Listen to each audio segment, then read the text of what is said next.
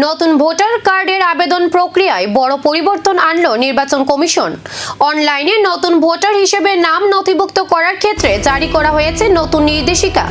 এবার শুধু আবেদনকারীর নিজের তথ্য দিলেই হবে না, ফর্ম ৬ পূরণের সময় জানাতে হবে আগের এসআইআর বা বিশেষ নিবিড় পুনর্বিবেচনার ভোটার তালিকায় আবেদনকারীর নিজের নাম ছিল কিনা। যদি না থাকে তাহলে বাবা মা কিংবা ঠাকুরদা ঠাকুরমার নাম সেই তালিকায় ছিল কিনা সেই তথ্যও দিতে হবে।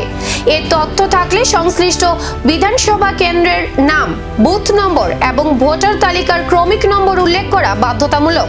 এই তথ্য ছাড়া অনলাইনে আবেদনপত্র জমা দেওয়া যাবে না। তবে যাদের কাছে এসআইআর সংক্রান্ত কোনো তথ্য নেই তাদের জন্য পোর্টালে রাখা হয়েছে একটি পৃথক বিকল্প।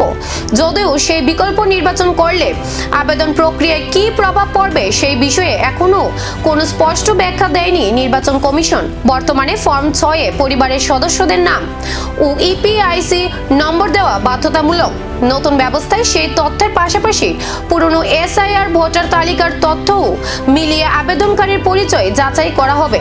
নির্বাচন কমিশনের দাবি, এই প্রক্রিয়ার মাধ্যমে ভুয়ো আবেদন রোধ করা সহজ হবে এবং প্রকৃত ভোটারদের পরিচয় যাচাই আরও নির্ভুল ও স্বচ্ছ হবে। বিহারে শুরু হওয়া এই ব্যবস্থা ধাপে ধাপে অন্যান্য রাজ্য ও কেন্দ্রশাসিত অঞ্চলগুলিতেও কার্যকর করা হচ্ছে। আপনার পরিবারে এসআইআর তথ্য না থাকলে নতুন ভোটার আবেদন হবে তো?